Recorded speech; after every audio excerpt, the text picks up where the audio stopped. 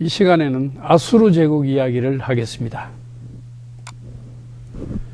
아수르 제국과 관련된 성경은 여기에 기록된 대로 요나서, 나훔서, 열왕기하, 아모스, 호세아, 이사야, 미가서 이렇게 성경을 찾아볼 수가 있습니다. 아시리아 제국과 바벨론 제국은 메소포타미아를 가운데 두고 남북으로 이렇게 점령하고 있었습니다. 그래서 메소포타미아의 북쪽 절반을 아시리아 제국이 차지하고 메소포타미아의 남쪽 절반을 바벨론 제국이 차지해서 점령하고 있었습니다.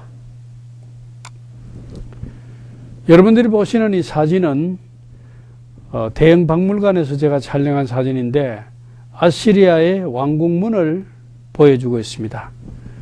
원래 왕궁문의 모습을 재구성한 것은 왼쪽의 것인데 나무에다가 청동띠를 이렇게 둘렀죠.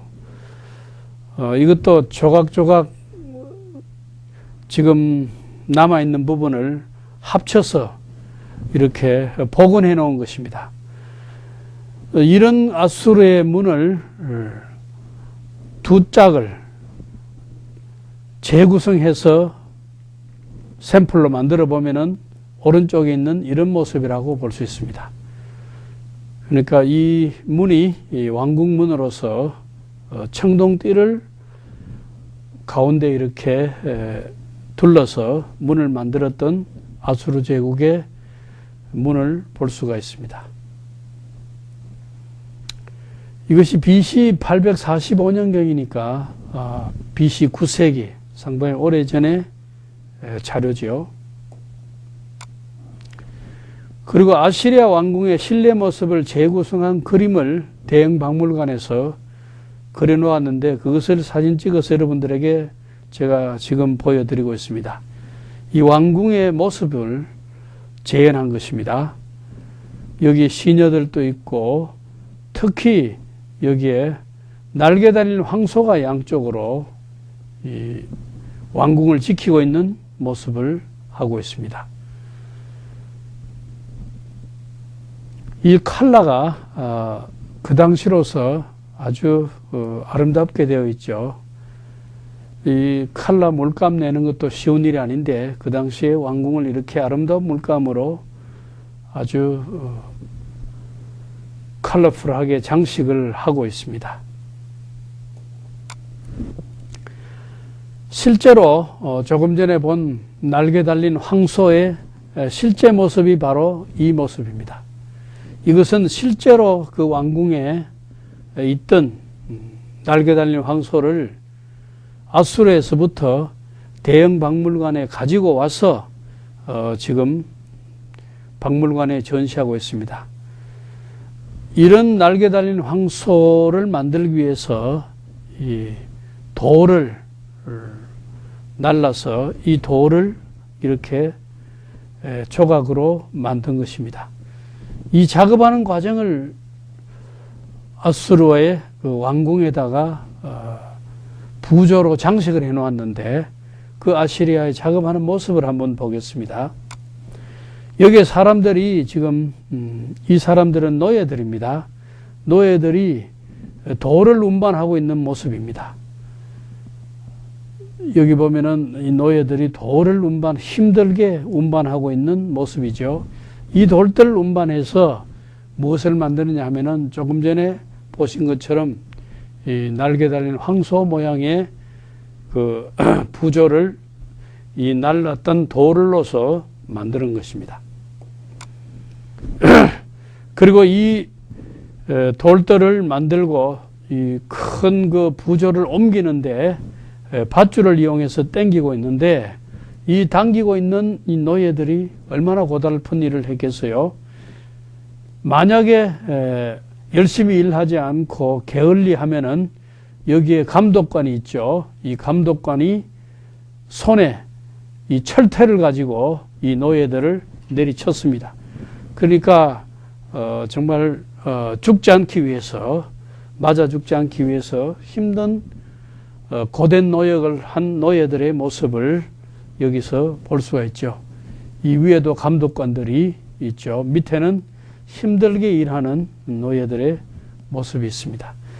이것도 대형 박물관에 이 자료들이 전시되어 있습니다. 이 모든 부조들은 아시리아 왕궁에서부터 자기들의 왕궁에는 이걸 장식해 놓았던 것을 가져와서 떼어다가 대형 박물관에 지금 아시리아관에 전시해 놓고 있습니다. 조금 전에 이 철퇴 보셨죠? 이 철퇴 모양은 이렇게 생겼는데 한번 맞으면은 그냥 뭐 사람이 큰일 나겠죠. 이런 철퇴의 모습, 이 사진은 제가 이스탄불 박물관에서 촬영을 했습니다. 우리가 성경에 나오는 아시리아 제국 할 때는 주로 신아시리아 제국을 말하는데 BC 911년 아다드 니라리 2세 때부터 BC 612년 니느웨가 바벨론에 멸망할 때까지 요 기간에 존재했던 제국을 신아시리아 제국이라고 그럽니다. 중기 아시리아 시대에는 아시리아가 메소포타미아의 북쪽의 작은 왕국으로 남쪽의 바벨론과 경쟁하고 있었습니다. 그러다가 디글랏 빌레셀 3세 때 권력이 절정에 이르러서 오히려 남쪽 바벨론 지역을 억누르고 지배하는 지경에 이르게 됩니다. 중기 아시리아의 주요 도시들로서는 티그리스강 계곡의 아수르, 니므롯, 칼루라고 하기도 하고 니므롯이라고 부르기도 합니다. 그리고 니느웨, 이런 도시가 주요 도시들이었습니다. 연하가 예언 활동을 할 때는 BC 785년에서 775년 사이인데 그 당시 아수르의 수도는 니므롯이었습니다. 그럼 니느웨는 뭐냐? 니느웨는 아수르와 니므롯에 이어 아수르 제국의 세 번째 수도가 되었는데 연하 당시에도 큰 성읍이었던 것은 사실입니다. 니느웨에 대해서 좀 살펴보면은 니느웨는 지금 이라크의 모술 부근입니다. 니느웨가 아시리아의 수도가 된 것은 산헤립 왕 때입니다. 산헤립은 BC 755년에서 681년 사이의 왕입니다. 니느웨를 처음 건설한 사람은 니므롯입니다. 창세기 10장 12절에 나옵니다. 니느웨라는 이름 자체는 슈메르 이름이며 BC 1800년경 이스타 신의 숭배 장소였습니다. 신아시리아 제국은 BC 612년 메대와 바벨론의 연합군에 의해 니느웨가 함락되고 하란으로 도망가서 버티다가 결국 BC 609년 완전히 몰락하고 맙니다. 그러니까 신아시리아 제국을 멸망시키던 바벨론이 메대 제국과 연합해서 신아시리아 제국을 멸망시켰습니다. 참 아이러니컬하고 재밌는 것은 이 바벨론이 또 페르시아에서 멸망할 때도 페르시아 제국이 메대와 연합해서 바벨론을 멸망시키게 됩니다. 그러니까 메대는 바벨론과 연합해서 신아시리아 제국을 멸망시키는데도 일조를 하고 또 페르시아와 연합해서 바벨론 제국을 멸망시키는데도 일조를 했던 것이 바로 메대입니다. 이 메대 나라는 원래는 페르시아를 지배하고 있었지만 나중에 페르시아가 메대를 점령하면서 메대를 지배하게 됩니다. 그리고 후기 청동기 시대 니느웨는 인구 3만 명 정도의 도시로 바벨론보다 규모가 훨씬 작았지만 세계적으로 주요 도시 하나였으며 멸망 당시의 인구는 12만 명 정도로 아마 그 당시 세계에서 가장 큰 도시가 아니었는가 하고 생각됩니다. 여기 아수르 왕들의 목록이 적힌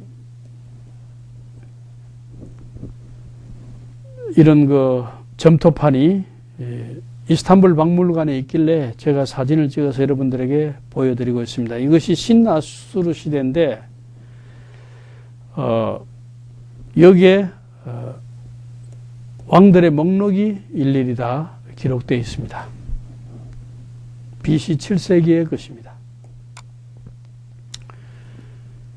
성경에 나오는 이스라엘과 유다 역사에 관련된 아수르 왕들의 계보를 보면은 살마네셀 3세가 나오는데 이 살마네셀 3세는 이스라엘 왕 예후로부터 조공을 받았습니다.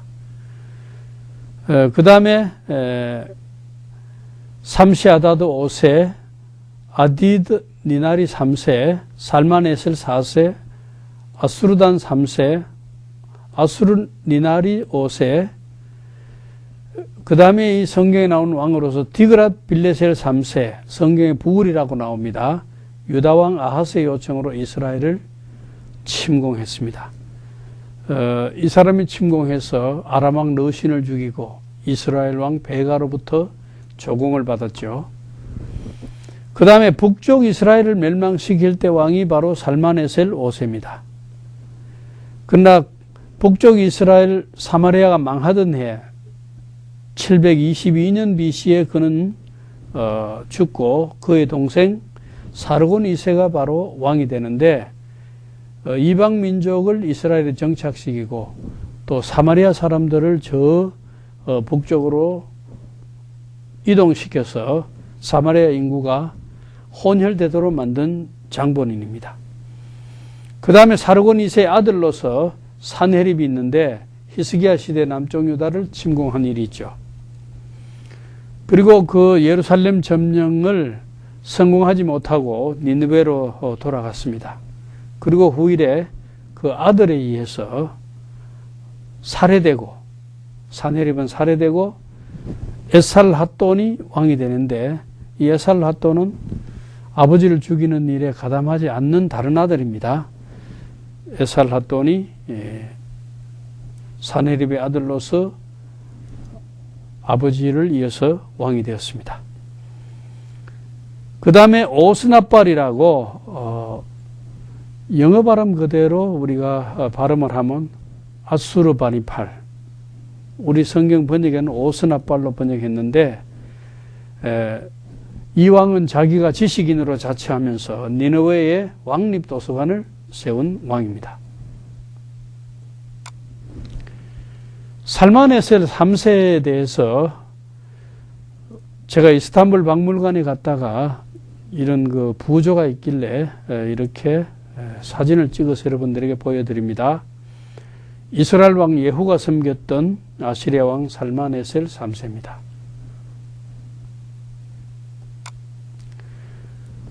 그리고 이 살마네셀 3세의 금은 오벨리스크가 지금 대형 박물관에 있는데 이 오벨리스크,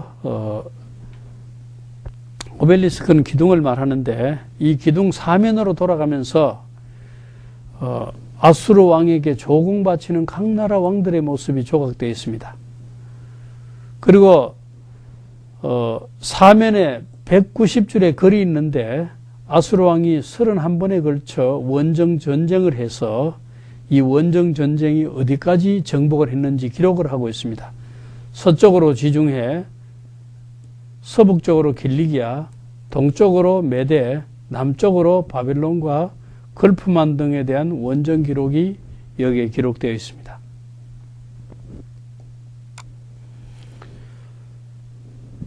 이 조공 바치는 여러 나라 왕들 가운데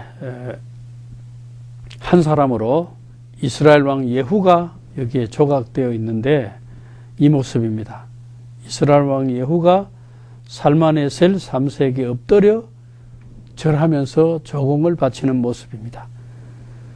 그러니까 아수르 왕 살마네셀 3세로서는 이것을 자랑으로 여기고 이것을 만들어 자기 왕궁에다가 장식으로 이 오벨리스크를 만들어서 그 오벨리스크 안에 이런 장면을 새겨 놓았습니다.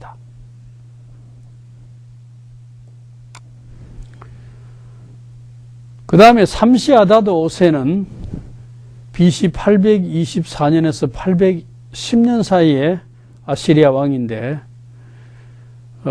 이 모습을 부조로 새겨 놓았는데 이것은 니무롯에 있는 나부 신전에서 신들에게 예배하는 왕의 모습입니다. 이 신들이 상징으로서 여기에 쭉 새겨져 있는데 손을 이렇게 가리키는 것은 예배하는 모습을 가리킵니다. 그리고 이 예배를 한 신에게만 하는 것이 아니고 다섯 신의 상징 앞에서 기도하고 있습니다. 맨 오른쪽부터 여기에 모자 모양을 하고 있는 아시리아 최고신 아수르 신입니다. 그 다음에 여기에 원반 레코드 모양을 하고 있는 태양신 사마스입니다. 이 레코드 모양의 태양의 열을 가리키는 장식이 이렇게 있습니다. 그 다음에 밑에 초승달 모양을 하고 있는 달신 신입니다. SIN 신. 죄라는 뜻이 아니고 SIN 달신의 이름을 신이라 그랬습니다. 그 다음에 천둥 번개 모양의 폭풍의 신이 있습니다. 있고 폭풍의 신은 페니키아에서는 하다드라 그러고 아카디아어로는 아다드라고 부릅니다. 여기에 폭풍의 신 하다드 혹은 아다드에게 예배하고 있고 그 다음에 별 모양의 비너스, 이 별 모양입니다. 맨 밑에 비너스는 사랑과 천체의 신 이스타를 가리킵니다. 사랑과 전쟁의 신입니다. 사랑과 전쟁의 신 이스타를 가리킵니다. 그리고 가슴의 십자가 모양은 태양신을 가리킵니다. 예수님께서 오시기 전에 옛날에 십자가의 모양은 그 십자가가 상징하는 뜻은 인류의 대속을 의미하는 구속을 의미하는 예수님의 그 십자가의 죽으심 그 뜻이 아니고 옛날에 그 예수님 오시기 이전에는 이 십자가가 때로는 태양신의 상징으로 사용되었다는 것을 알 수 있습니다. 그래서 이 삼시아다드 5세는 자기 스스로 다신을 섬겼다 하는 것을 여러 신을 섬기는 왕이었다는 것을 표현하고 또 여러 신들에게 다 같이 예배와 공경을 표시했다는 것을 알 수가 있습니다. 우리가 아시리아 나라가 디그라빌레셀 3세 때 상당히 그 막강해져서 바빌론도 지배하고 다른 여러 나라를 정복했다고 제가 말씀을 드렸는데 디그라빌레셀 당시 아시리아의 지도를 보면은 아시리아가 이만큼 지배를 했습니다. 이 안에는 메소포타미아도 들어가고 이 안에는 페니키아도 들어가고 가나안 땅도 들어가고 이집트도 들어가고 이렇게 광범위한 땅을 아시리아 제국이 지배하고 있었습니다. 물론 신아시리아 제국을 말합니다. 신아시리아 제국의 디그라빌레셀 3세대 한 부조는 세계 여러 박물관들에 많이 있습니다. 그래서 지금 이 부조는 제가 이스탄불 박물관에서 촬영해서 여러분들에게 보여드리는 것입니다. 물론 대형 박물관에도 있고 또 베를린 박물관에도 있고 루브르 박물관에도 있고 이 사람 때 이런 나라의 강력함으로 말미암아 자기 자랑을 하기 위한 부조를 많이 만들었기 때문에 지금 발견된 것만 해도 세계 여러 박물관에 흩어져 있습니다. 그리고 디그라빌레셀 3세 왕궁에 있던 부조로서 이 부조를 볼 수 있는데 여기 보면은 병사들이 왼손으로는 칼을 차고 있고 칼을 차고 있죠. 왼손에는 칼을 차고 있고 오른손에는 철퇴를 들고 있는 것을 볼 수 있습니다. 철퇴. 이 부조를 보면서 디그라빌레셀 3세 때 신아시리아 제국의 병사들이 어떤 무기를 사용했는지를 알 수 있습니다. 그들의 군복 모양은 어떻고 그들이 사용하던 무기는 어떤 것을 사용했는지 이 부조를 통해서 알 수가 있죠. 이 드그라필레셀 3세 왕 자신은 여기 보면은 활을 가지고 있죠. 그 당시 활을 무기로 사용했다는 것을 알 수가 있습니다. 그리고 이 부조는 아시리아 왕 사르곤의 일꾼들이 배로 목재를 수송하고 있는 모습입니다. 이 배 모양 보면은 지금 페니키아 배 같습니다. 그리고 따라서 이 목재는 페니키아, 레바논 지역이 페니키아죠. 이 레바논에는 백향목이 유명하죠. 이 목재가 아마 백향목 목재 같습니다. 그리고 배를 타고 이 목재를 수송하기 있기 때문에 이 물 속에 있는 고기들을 또 여기에 그려 놓았고, 재밌는 것은 여기에 날개 달린 황소 모양이 여기에 있습니다. 이 날개 달린 황소 모양이 왜 여기 나타나 있느냐? 이것은 초자연적인 힘을 가지고 왕궁을 지키던 그 수호하던 초자연적인 짐승이죠. 이 초자연적인 힘을 가진 이 짐승이 목재 수송을 도우고 있다. 혹 방해하는 세력들이 나타나면은 물리치려고 이 목재 수송을 도우고 있다는 것을 표시하는 아주 재미있는 그런 부조인데, 이 부조는 파리의 루브르 박물관에 보관되어 있는 것을 제가 사진 찍어서 여러분들에게 보여드리고 있습니다. 날개 달린 짐승, 이것이 일종의 스핑크스죠. 목재 수송을 도우고 있습니다. 이것도 페니키아의 배입니다. 이것은 대형 박물관에 있는 것을 제가 사진 찍어 여러분들에게 보여드리는데, 이 페니키아 사람들이 만든 배, 그리고 여기도 배가 바다로 지나가고 있는 모습이죠. 노를 저으면서 지나가기 때문에 바다 밑에 있는 물고기, 그 다음에 개, 이런 거, 물고기, 이런 모습들 함께 그림으로 그려서 이 부조를 만들어 놓은 것을 알 수가 있습니다. 이것은 니느웨 산헤립 왕의 궁전에 있던 것입니다. 우리가 아시리아 가면은 요나를 생각하지 아니할 수가 없는데, 요나가 아시리아의 니느웨에 가서 예언 활동을 했죠. 우리가 중국 사람들의 성경 번역을 자꾸 본받아서 아수르라고 하는데 사실은 아시리아라고 하는 것이 맞습니다. 요나서를 보면은 제1장에 요나가 도망가는 거, 아시리아로 가기 싫어서, 왜냐하면 이스라엘과 원수인데 원수의 나라 가서 회개를 외치고 그들이 회개하고 사는 것이 싫었습니다. 오히려 그들이 멸망하는 걸 원했기 때문에 요나가 원치 않아서 도망을 갔죠. 그러다가 요나가 하나님의 책망을 받고 회개하고, 그 2장에 회개가 나오고 3장에 다시 니느웨로 가서 4장에 회개를 외치고 니느웨 사람들이 회개했다는 내용입니다. 하나님이 우주적인 하나님이다. 이스라엘이만 하나님이 아니고 아시리아 사람들에게도 하나님이시다는 것을 이 요나서가 가르쳐주고 있는 가르침이라고 할 수 있죠.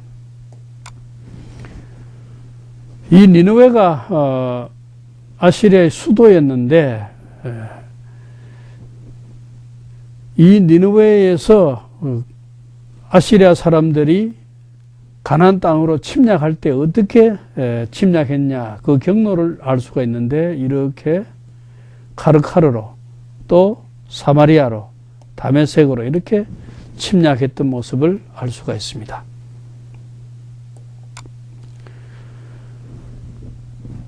우리가 산헤립 왕에 대해서 성경에 우리가 등장하기 때문에 잘 익히 알고 있습니다만 사네립은 사르곤 2세의 아들입니다. 701년 BC에 유다로 쳐들어왔는 기록이 성경에 나옵니다. 열왕기하 19장 35절 보면 하나님께서 사네립 왕이 아시리아 군대를 밤에 치신 이야기가 나옵니다. 그때 사네립은 패배하고 니느웨로 돌아갔습니다. 그 후에 그의 아들들이 그를 죽이게 되는데 그를 이어 왕이 된 에살핫돈의 글에는 사네립의 아들들의 모반의 배경과 장남이 아닌 자신이 아버지로부터 후계자 지명을 받았던 것이 기록되어 있습니다. 바빌론의 마지막 왕 나보니두스와 요세푸스의 기록에도 사네립의 살해 기록이 있습니다. 아시리아 왕 사네립이 아들의 모반으로 살해된 것은 성경에도 기록되어 있습니다. 열왕기하 19장 35에서 37절에 그 기록이 있습니다. 아시리아 왕 사네립의 기도문이 있어서 제가 이스탄불 박물관에서 아주 재미있게 관찰하고 읽어보고 사진 찍어서 여러분들에게 보여드리고 있는 이 사진입니다. 이것이 사네립 왕이고 이 앞에는 여러 신들의 상들이 있고 사네립이 신들에게 기도하는 모습으로 나와 있습니다. 여기 세기 문자로 아카디안어로 기도문이 적혀 있습니다. 이 기도문을 제가 한글로 번역해서 여러분들에게 지금 보여드리는데 이 기도문을 보면은 상당히 사네립 왕이 교만했다 하는 것을 알 수가 있습니다. 아카디안 언어로 되어 있었지만은 그 옆에 영어로 된 것이 있길래 제가 그 영어에서 여러분들에게 그 기도문 전문을 여기에 번역해서 여러분들에게 보여드리고 있습니다. 그 기도문을 잠시 한번 봅시다. 사네립, 위대한 왕, 힘있는 왕, 우주의 왕, 아시리아의 왕, 세계 사방의 왕, 위대한 신들이 총회하는 왕, 아수르의 신과 여신 이스타르는 나에게 무적의 무기를 주었고 아수르의 적의 파멸을 위해서 내 손을 여셨다. 그러니까 자기 앞에 적이 없다는 거죠. 신들의 큰 힘을 믿으면서 나는 내 군대를 지구의 한쪽 끝에서 다른 쪽 끝으로 몰아서 세상 사방의 왕궁에 거하는 모든 왕들을 내 발 밑에 복종시켰으며 그들은 나의 멍에를 매게 되었다. 그때 나는 나의 왕도인 니느웨의 지경을 넓혔으며 시장 거리를 충분히 넓혀서 왕의 길이 지나가게 하고 그 길이 나처럼 빛나게 했다. 벽과 바깥벽을 공교롭게 건축해서 산처럼 높게 했다. 나는 벽을 100규빗까지 넓게 만들었다. 앞으로 왕의 길을 좁게 하는 일은 없어야 할 것이다. 그러므로 내가 서로 마주보는 기둥을 세웠다. 왕도의 넓이는 내가 재어보니 파크 게이트까지 52규빗이었다. 도시에 거하는 사람 중에서 누구라도 낡은 집을 헐어버리고 새 집을 지으면서 그 집의 기초가 왕의 길을 침해하는 자는 그 집의 장대 위에 목을 매달아 죽게 할 것이다. 다른 나라를 정복할 뿐만 아니라 자기 백성들에게도 무례하게 행하는 자는 목을 매달아 장대에서 죽게 한다는 이런 잔인한 모습이 기도문 속에서도 나타나 있습니다.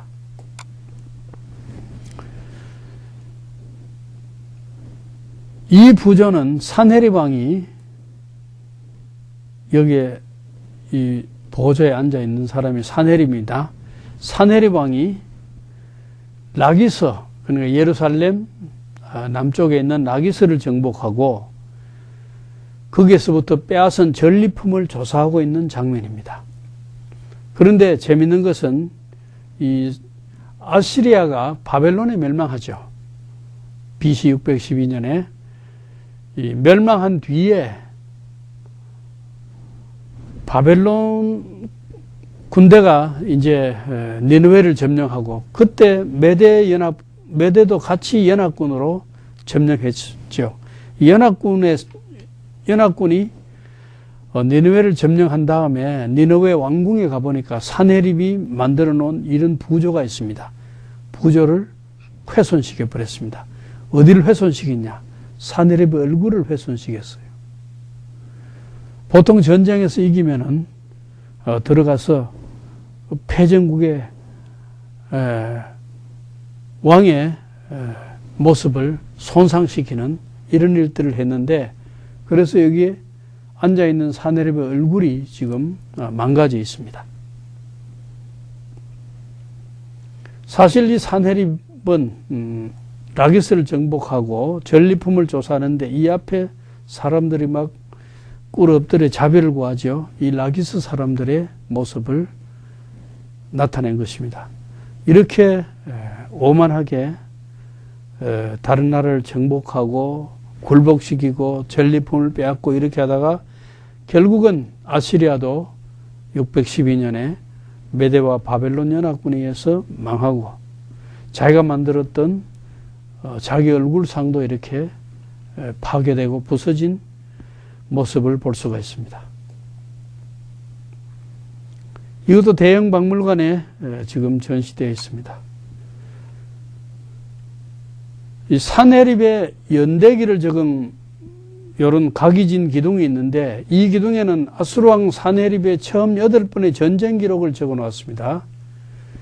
BC 701년 세 번째 서쪽 원정에서 사내립은 두로와 시돈 등 페니키아인들을 정복하고 암몬, 모압, 에돔 등으로부터 조공을 받았다는 기록이 있습니다.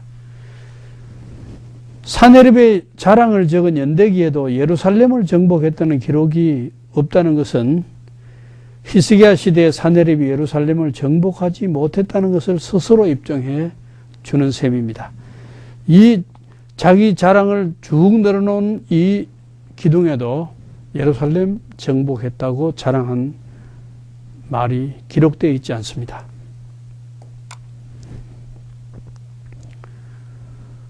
그리고 이제 사내립을 이어서 왕이 된 에살핫돈 왕에 대한 부조인데, 제가 이 부조는 베를린의 버가모 박물관에서 촬영했습니다.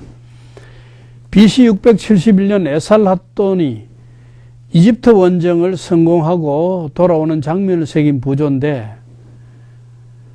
에살핫돈 왕이 오른손을 들고 그의 신을 예배하고 있으며, 왕들은 전쟁에서 이기면은 자기 신이 승리를 가져다 주었다 해서 신에게 예배하고 있으며, 왼손으로는 볼모로 강조에 이송되는 작은 두 왕자의 코에 갈고리를 꿰어들고 있습니다. 여기 보면 왼손에는 갈고리를 꿰어들고 있죠. 오른손에는 신을 찬양하고, 무릎을 꿇고 있는 작은 사람은 요 밑에 요 작은 사람은 이집트 왕자이고, 서 있는 사람, 오른쪽에 서 있는 사람은 정복당한 수리아 도시의 왕자로 보입니다. 그래서 다른 나라를 정복하고 정복당한 나라의 왕이나 왕자들의 코에다 갈고리를 꿰서 끌고 가는 모습, 참 잔인한 모습이죠. 유다 히스기야 왕 때 아시리아 사내립이 침략해서 하나님을 모독했을 때 하나님께서는 아시리아인들의 잔인한 그대로 갈고리로 코를 꿰어 오던 길로 돌아가게 하겠다고 하셨습니다. 여러분들 이사야서 37장 29절이나 열왕기하 19장 37절을 한번 참조해 보시면은 코에 갈고리를 꿰어서 오던 길로 돌아가겠다는 표현이 있습니다.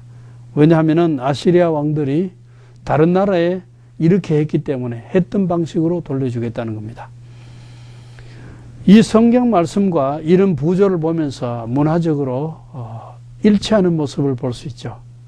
성경의 말씀이 실제로 이런 부조에서 사실로 코에 갈고리를 꿰고 했던 일들이 드러나면서, 성경에 있던 이야기가 그냥 이야기로만 들리는 것이 아니고 실제로 그런 유물의 모습을 보면서 하나님의 말씀, 그 성경 말씀의 역사적 사실성을 확정하는 계기가 됩니다.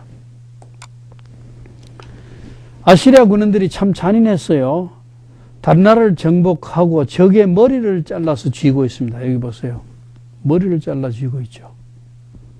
머리를 잘라서 머리 하나는 한 손으로, 하나는 또 다른 한 손으로 이렇게 양손에 머리를 잘라 쥐고, 그러니까 이 머리를 몇 개 잘랐느냐에 따라서 몇 사람을 죽였다, 이런 공적이 되겠죠. 그리고 아시리아 군인들이 라기스 사람들을 죽여서 장대에 매달고 있는 모습입니다. 해보세요. 라기스 사람들을 죽여서 이 장대 있죠. 이 장대에다가 이미 사람을 매달아 놓았습니다. 나무에 매달린 자는 저주를 받은 자니라 하는 말씀과 함께 장대에 매달려 있습니다. 사실은 하만이 모르드게를 음모했다가 장대에 매달려 죽었죠. 장대에 매달린 자는, 나무에 매달린 자는 저주를 받은 모습입니다. 또 하나 대형 박물관에 오스나빨에 대한 이런 그 점토판이 있는데, 이 점토판을 만든 오스나빨의 의도가 무엇이냐? 바로 이 오스나빨의 생애를 적은 것입니다. 이 오스나빨은 강력했던 왕으로 많은 이방인들을 사마리아에 강주 이주시킨 왕이기도 합니다. 에스라 4장 10절에 그 내용이 나와 있습니다. 또 니느웨의 고대 세계 최고의 왕립 도서관을 세운 사람입니다. 그런데 이 점토판에 오스나빨의 생애를 기록하고 있는데, 이 내용이 무엇이냐 하면은 오스나빨이 어떻게 글을 읽을 줄 알게 되었고 어려운 고전을 해독했는지와 전문가들 앞에서 자신의 주관을 견지했는지를 적고 있습니다. 메소포타미아 왕들 중 문맹자가 많았지만은 오스나빨은 그렇지 않았다는 것을 나타낸 것으로 보입니다. 이 내용을 보면은 오스나빨이 자기 자신이 아주 학식이 있는 왕이었다는 것을 자랑하기 위한 이 자서전이라고 할 수가 있습니다.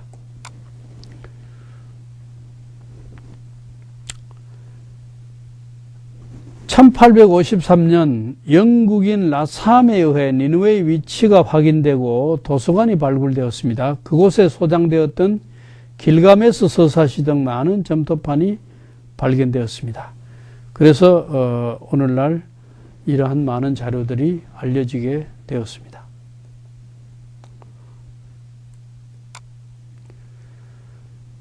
나훔서에는 1장에 니느웨에 대한 하나님의 분노가 있고 2장과 3장에 니느웨의 멸망을 예언한 것이 있습니다. 선지자 요나의 선교로 일시 회개했던 니느웨 사람들이 다시금 깊은 죄에 빠져서 나훔은 아시리아의 수도 니느웨의 멸망을 예언했습니다. 나훔이 예언한 대로 니느웨는 BC 612년 바벨론에 의해 멸망당하고 말았습니다. 요나의 회개로 회개했던 니느웨가 결국은 다시금 죄에 빠져서 나훔의 예언대로 멸망하고 말았다는 것입니다. 아시리아인들은 교만하고 잔인했으며 우상 숭배와 살상과 부정이 가득한 일들을 했습니다. 조금 전에 여러 잔인한 모습을 여러분들에게 제가 부조에 나타난 것을 보여드렸습니다.